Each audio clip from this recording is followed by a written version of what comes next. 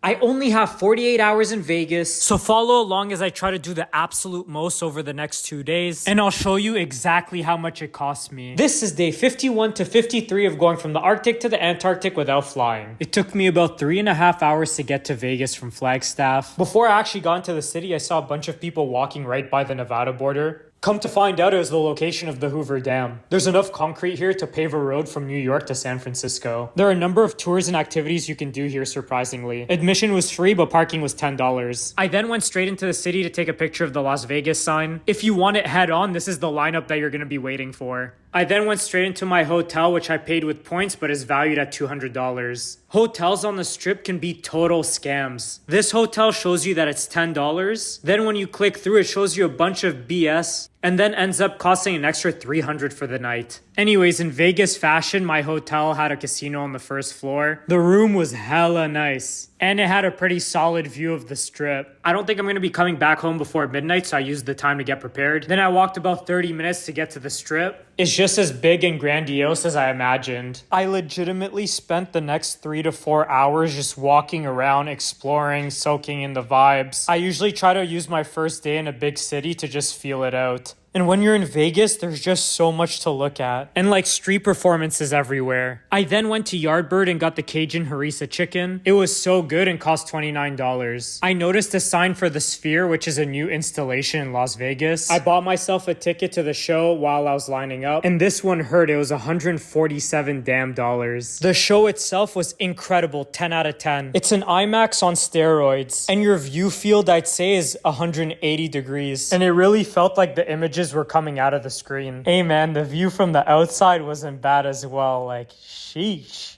This city is so obnoxious, man. They got Venice from AliExpress, Paris from Wish, and Temu, New York. I then went to check out the Fountain Show at the Bellagio. I then ran across Sheldon Williams that played in the NBA. Saw Christmas at the Bellagio. Grabbed a $7 pick-me-up from the Coffee Bean. Then I walked to New York in a crazy series of events. 2 of my high school friends that I hadn't seen in a while both landed in Vegas on the same day as me. And what better way to link up than going to Best Friend? It's a Mexican-Korean fusion, and the food was chef's kiss phenomenal, and it ran me $70. The next morning, I went to Valley of Fire State Park. That's a $15 entry. I 1000% recommend coming here. There are a number of trails and hikes that you can do here, and they're in very close proximity to each other. As a matter of fact, even the drive itself would be worth it. I then drove right by the Strip, then went to Fremont Street, which is Las Vegas's actual downtown. I didn't have anything specific I wanted to do here. I just wanted to check it out. I then went to Ferguson's Motel.